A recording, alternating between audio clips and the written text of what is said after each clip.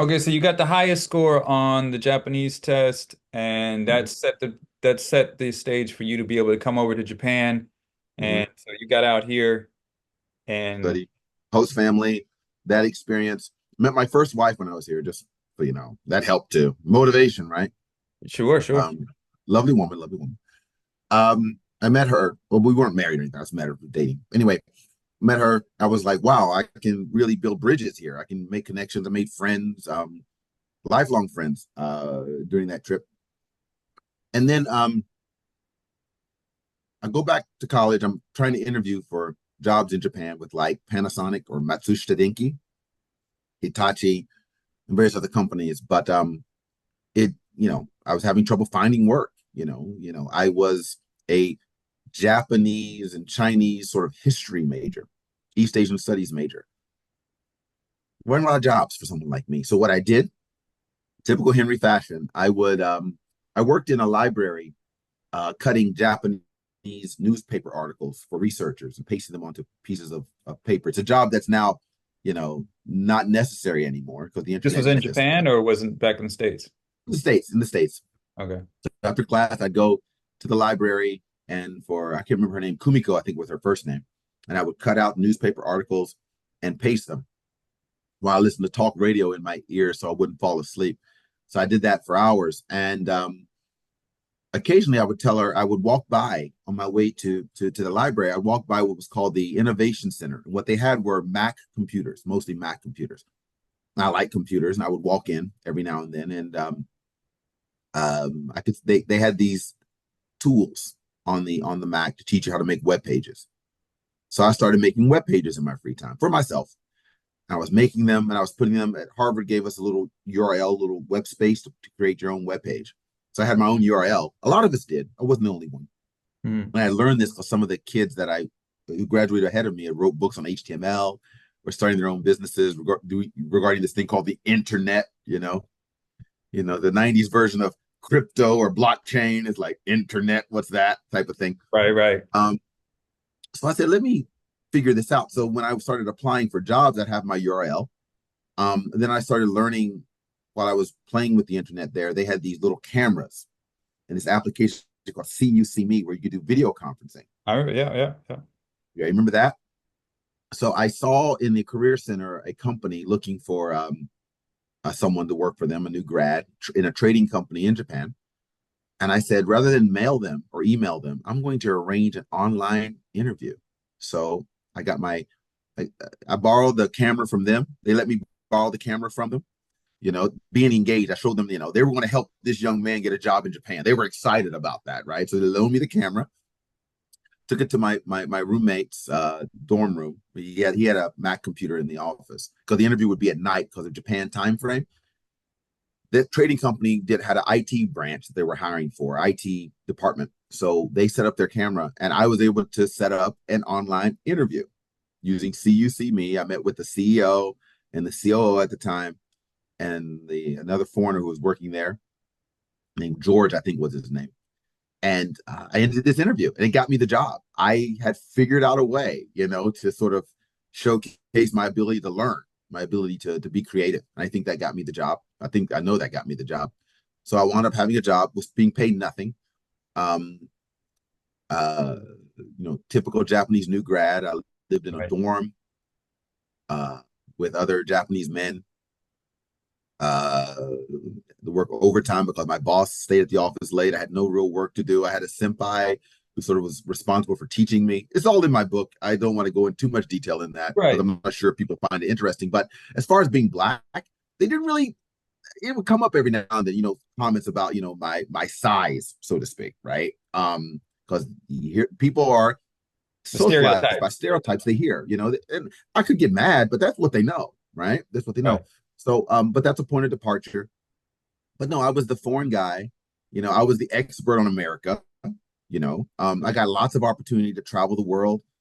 I hired or helped hire. We started hiring students from overseas. We hired a young lady from Stanford. I know her name. I won't say her name, but and then several young men and women from Ireland sent to these people, help recruit them. So I was that bridge for Japanese. They had a black face for their international business. I got to go to global conferences. It was I didn't think so. My first book, when I was writing it and I wrote it, and someone finally met me, though my picture's on the back of the book, they said, "You never mentioned you were black." I said, "No," because it wasn't relevant in that context. Mhm. It was relevant in my mind Right. because it defines me because I'm American and it sometimes becomes part of who you are. But in the context of a young man trying to find himself in the world, it doesn't matter. You're going to relate to me or you're not. Right. And I think you're going to relate to me much easier if I just state what's going on. Now, if someone had mentioned I was black, and I think in the book I did mention, remember there was like I was angry, and I said something about how you say there's a 500-foot gorilla in the room, Right. right? Like you're going to get beaten up by a 500-foot gorilla. I was mad at my senpai for something, and I remember in the book I said like a black 500-foot gorilla. I said something like that, right? Sort of implying I'm black, but I'm also a 500-foot gorilla. I wrote that, but no one ever caught that because a gorilla is black anyway. So no one ever caught that that was a reference to my race in the book. So, Right. you know, um, I guess unconsciously by design, I was just sharing my story. Right. And so That was you it. said, so the first book is about this experience, right? About Yep, working in working. Mitani Sangyo is the name of the company. In the book, I changed the name because I was worried I'd get sued or something. Not that there was anything bad, but yeah, Right. I changed the name in the book. Mhm. Okay. All right. And so you've done 30 years of work life in Japan, Career stuff. Yeah, career stuff in Japan. And what was the name of that book? making it in Japan. Make It in Japan. Okay. Um, It's on so Amazon. It's digital now. You can type my name in, you'll find it on uh, Amazon. Just type in Henry Seals, it'll come up. okay. So let's jump forward to one of the milestones that you've crossed, this human rights commissioner position. So Yeah. working in Japan for that long and making your life out here, Mhm. how did this position come about? Yeah, good story. So just to And preface, like, what is that position? what is it? Yeah, let me explain. Human Rights Commissioner is a elected volunteer, is an elected volunteer role that was established back in 1948 with the Human Rights Commission of Japan was established, so to protect the rights of all people, Japanese primarily, protect the rights of Japanese for all people who live in Japan. Its charter is quite inspirational, aspirational. Um, Humans being humans, it might not have done everything we wanted it to have done in the last 70 years, but it was established in 1948 as the Human Rights Commission. Human Rights Commission is part of the Ministry of Justice, works with the Ministry of Justice. It's part of a wing of the Ministry of Justice, broken down to 5 areas based on the 5 regions in Japan that are responsible for championing human rights, um, supporting human rights issues. We advise the Ministry of Justice. They set up hotlines. We do outreach. We showcase things. We have movies and we have Human Rights Day, Human Rights Week, where we showcase to people various issues and stuff. We speak in schools to children on human rights. Schools get awards for poster contest, essay contest.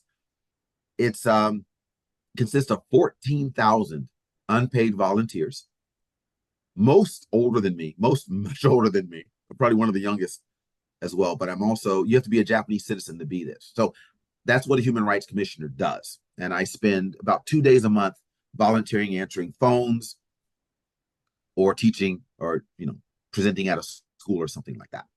Now, how did that come to play? So I mentioned before, and I did mention my marriages for a particular reason, and that is that as you're trying to figure out who you are as a person, the people you're with um, can either decide to accept that person or you there's collateral damage. Like I came to Japan thinking that I was going to young make change the world, and when the world, and this is in my second book, when the world started showing me, no, young man, you don't know enough, or you're not ready, or we don't like you, or whatever it is. It was very traumatic. And I think that you know um not only did my first wife sort of think to her, not realize just how much baggage a Black American like myself had Right. and how different we were. Like I was motivated differently than she was, and our directions were going differently. And while you're having work challenges and marriage challenges, there was a period in my career where I was kind of lost. I was working, I was making very good money, but I didn't know who I was, meaning where was I going with all this? Mm. What was the point, so to speak, right? And by the time I finished, and this is in the book as well, because I want people to understand that life is a journey, and you're not always going to be the the hero in your story. Sometimes you're the villain. You don't mean to be, but you are in someone else's story, and that's okay if you're continuing to try to do better, right? Mm. By the time I sort of figured out what I wanted to be, a lot of things came together. My second wife was like, "Yeah, we're very different." Lovely person. These are lovely women. Still keep in contact, still friendly.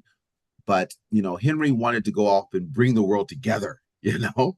And the average person, whether they're Japanese or not, doesn't want to do that. They want to work and get a career in financial security. And Henry wants to go out and make us all care about one another, which is not really realistic, but it's who I am. So anyway, um, I remember I was, married to Sasha. And I'll just leave some suspense if people want to understand a little bit more about me. I'm in my front yard here in Japan. We have a party. I think it's my birthday party. I have the mayor of my city here. I have a house of about 100 people in my home.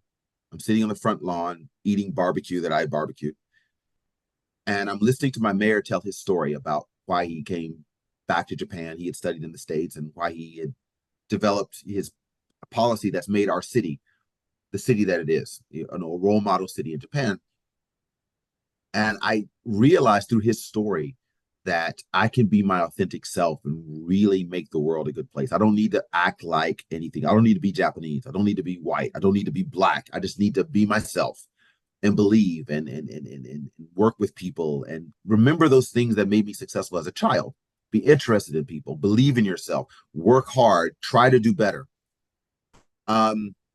That I can make a difference. So I told my second oldest, who was at the party, and I said to her, "I think your daddy's found out what he wants to be when he grows up, baby." She goes, "What, daddy?" And I said, "I want to be an elected official and I want to make a difference here in this country. That's my home. And to do that, I have to be a Japanese citizen." So I said, "I'm going to become a Japanese citizen." This was in 2013 or so, 2014. I said, "I'm going to apply to be a Japanese citizen." And everyone's like, "Well, you have to give up US citizenship. You have to do this. You have to." I said, "I don't care what the obstacles or perceived obstacles are. I believe in this and I want to do this because it speaks to part of my soul that I can recall brought good things." So I started applying and I said, "I'm going to run for office." And I started making friends with politicians in the city, not for that particular reason. I wanted to help my city. So I was doing a lot of outreach anyway, talking to politicians that wanted to help mothers get back in the workplace or politicians trying to help young people become international. I was, putting my skin in the game here. And I think Um, that's kind of an important thing is as foreigners in the country, we can exist without having skin in the game in yeah. many ways. And people sense that. It's like if Right. you're in a relationship with someone and you didn't put skin in the game, they may not invest themselves either. And I Mm. found culturally people do that. When I tell them I'm Japanese, even though they don't understand at first, Right. I said I became a citizen. They're like, "I didn't know you could do that." I'm like, "Yeah." Unconsciously, they get it. They're like, "Wait, you chose us." And I'm like, "Yeah, yeah, I did." Sometimes I don't think I should have. Sometimes I'm human, but it wasn't about them. But the collateral, not damage, but the collateral benefit is that impact you can have on someone, right? I'm in your ship. Absolutely. Also being immigrant is cool, right? As an American, I don't have that immigrant experience. As a Black American, I don't have it. But a lot of my Black colleagues or classmates at Harvard were immigrant kids. Right. Their parents were, and they had a confidence about them that I didn't. They had a swagger that I perceived that I did not have. Hopefully, my children will have that swagger because their father comes from the old country, works really hard. gives to his community, you know, uh, all that immigrant stuff that you see in The Godfather and these things. It's just, Right, right, it's like right. it's real and it's really cool. Gives me a new perspective on things. But anyway, put skin in the game. I wanted to run for city council because I had this image that I would be walking at the Olympics as the first black, African American or originally African American um, Japanese politician. I had this. It's ego, right? But it was a vision in my head. But a lot of discussions with politicians, local politicians, and to really be a city council person, given my career was started going up as well because I sort of figured out who I was. It was doing really well. Um, I was being advised against it, and um, Yoshi, the mayor, said, "You probably don't. If you want to implement policy, city council isn't where it starts. It's really being the mayor. It's not city council." And he had to, and my wife as well, had to really beat it out of me because I was like, I want to walk in the Olympics. I want to do this. I want to do that. I want to inspire kids. And the irony is, the Olympics were late. Hmm. I could have lost the election in city council. I wouldn't have had the influence like city council for me to work with corporations to do anything. I need a lot of approvals and stuff. I would be sort of tied down. There'd be a lot of focus on me. There'd probably be more enemies because I'm this Harvard guy, this foreigner. I could be very, very threatening to the wrong people. And I could do this. They had to convince me I could do the same good being a private individual. And they were right. I'm doing a lot of good, I think. But in return, not in return, but when I decided not to run, I was informed. I was nominated by my city for this role. I'd never heard of it. I didn't know what a human rights commissioner was, but I was nominated for it. My city knew that I wanted to give back. So I was nominated. I was probably nominated. Mayor may have nominated me and submitted my name because, there's only certain spots because you have a number of human rights commissioners based on the size of your city. So someone retired. I think the maximum age is 78 or 80. You have to leave. You have to retire at a certain advanced age. I was nominated, and then the city. I was vetted by the Ministry of Justice, and then I was elected by the city council. Had to vote me in, Hmm. but I had to become a Japanese citizen. So 2014, I started to apply. I finally apply in 2016 or 17. I get my citizenship in 2018, May of 2018, and I became human rights commissioner in 2020. Okay. So, and when I got my citizenship for Japan, when I hear the Japanese national anthem, I sing it every single time.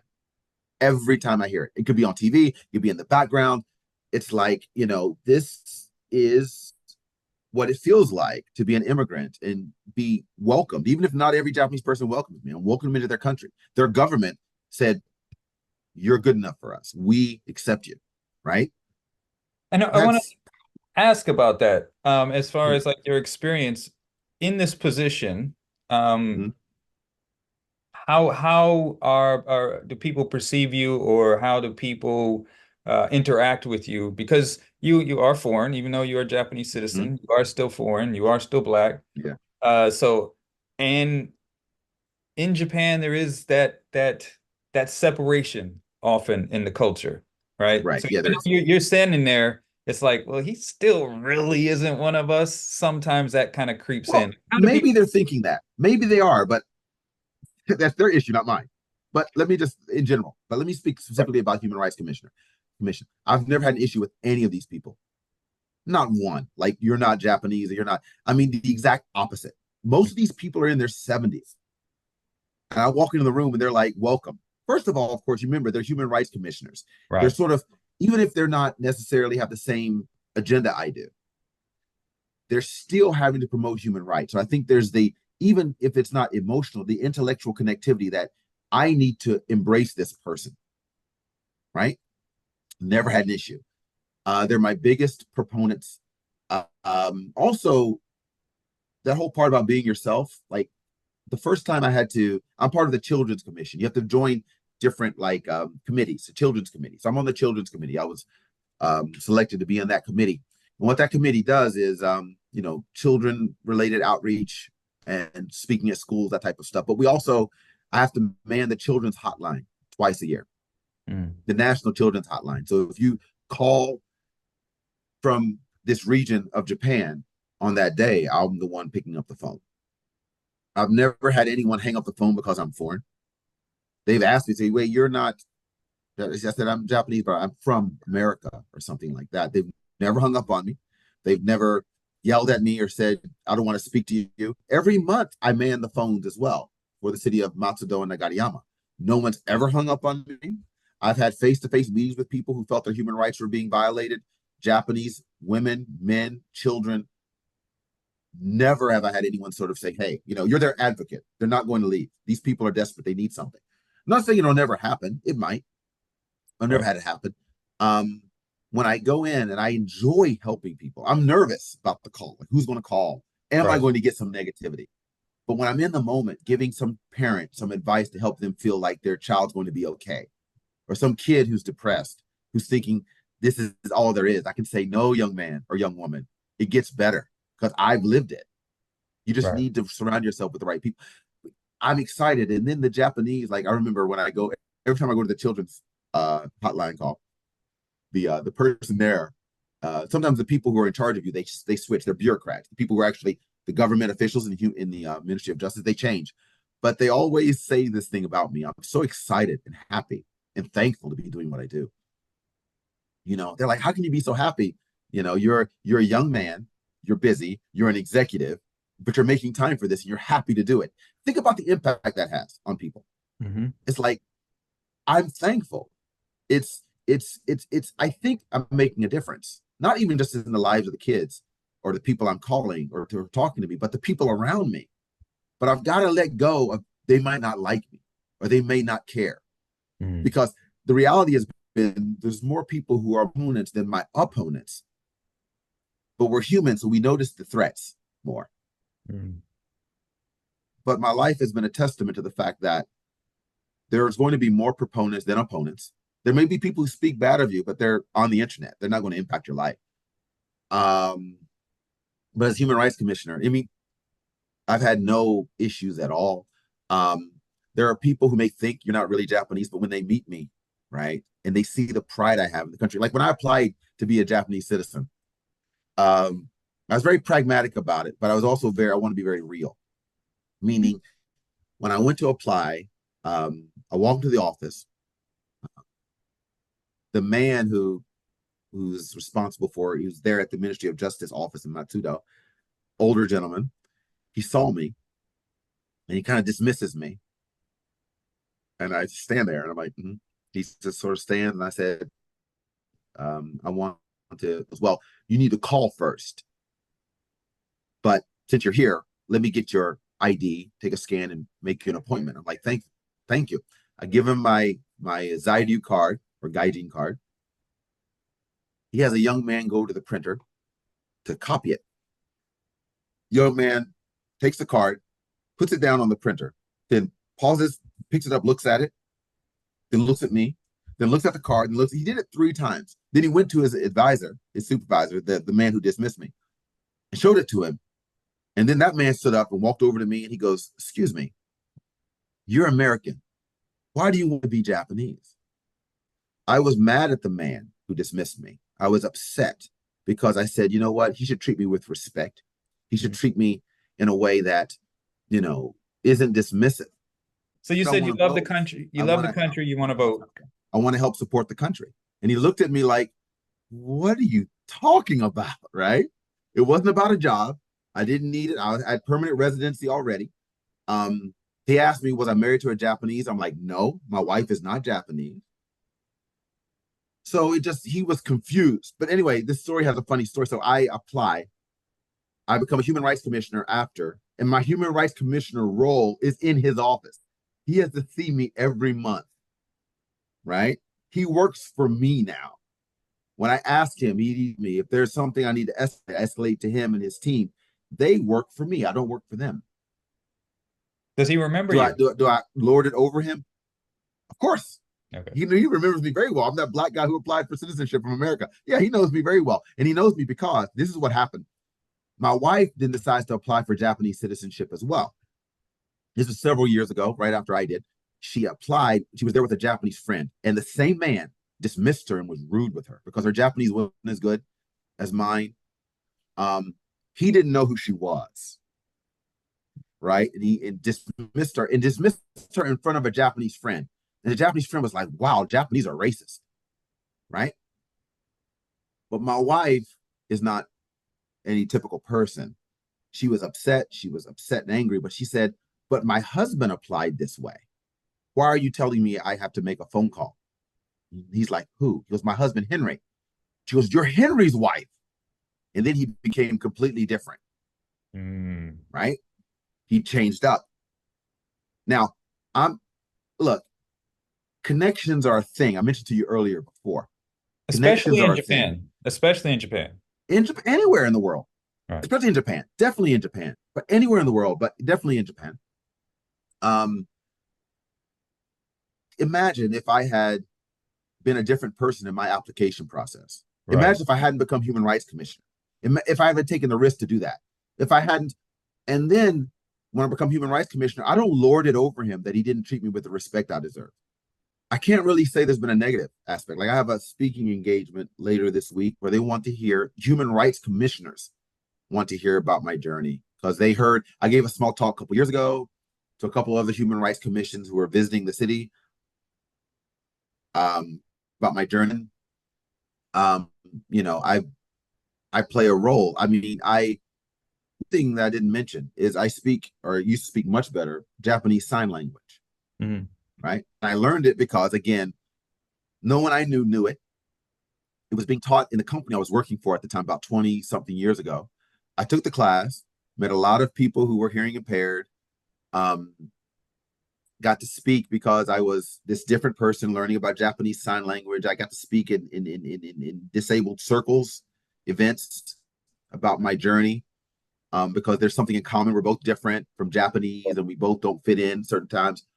But anyway, I was at a human rights week. We had this movie on the murder of the murders of Koreans in the wake of the earthquake in 1922, 2024, whatever. There's a famous film about one of the incidents, and while people are waiting in line, and I mean, the theater was packed with people who wanted to see that we were, sponsoring. There were people who were deaf in the audience or in the line and signing. I see them, and as they walk by me, I say, I go, I'm like, I'm like, konnichiwa, yoroshiku, onegaishimasu. I said that to them, and they were like, whoa. And so they started asking me, shua, wakarimasu ka? So you can't see my chest, but anyway, it's a lot of like, wakarimasu is wakaru. You go like this for shorthand or like wakaru. So it's like shua, which means finger speech, Right. wakarimasu ka? Or something, wakaru. And I'm like, skoshi wakarimasu yo.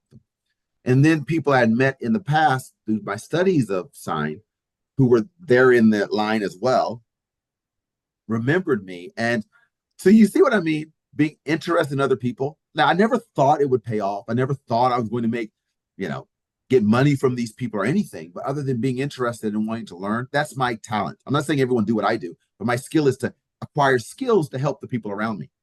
And so I'm a bridge. I'm a bridge. I'm just this bridge of things. And so just the topic was Koreans and Korean massacre and war and earthquake and human rights for Koreans. But in that circle, people can see me. They realize I'm a proponent of the disabled. I'm a proponent of Japan. I'm a proponent of foreigners. And I don't look like any of these people, right? Except black foreigners, maybe. So it changes the narrative that you can be a proponent, not just an ally, but a proponent and not look like them and not pander. I don't need to pander to people who are deaf. I don't need to pander to Japanese, right? I just be myself, and eventually, it starts to gain momentum. I think so. Yeah, man. I would like to say there's some sort of negative, but must understand there's negative things happen, right? I've been fired from a job before. I've messed up in obviously my personal life. I've messed up whatever. But the goal wasn't my internal goal has always been to learn and to add value to the people around me. And as long as I'm doing that, All of the negative things are just potential opportunities to learn to do better in the future. So if you're always focused on what's going to go wrong, who's going to dislike me, you're distracting yourself, and you're reducing the time you could be spent trying to learn and grow and be your best self. And it's hard. And if I didn't have the right team of loved ones around me, my wife, my kids, my dog, my parents, my colleagues at work, if I didn't risk failing to be where I am, I wouldn't be there. But you can't do it alone. And therefore, that's why I wrote the book. I didn't write the book to be wealthy. It wasn't the point. I wrote the book so that people can understand how you build yourself. You build it by understanding your core values, your talents, and you surround yourself with the right people who value you, but they value you because you value them and you truly value them. If you have to fake it, those aren't your people.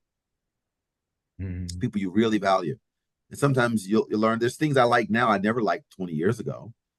But if I had told myself that's not me and not given it a chance, I wouldn't have figured it out. Like Japanese, 40 years ago, you said I'm gonna learn Japanese. No, but now it's part of who I am. Or Japanese sign language, it's part of who I am. So yeah, Absolutely.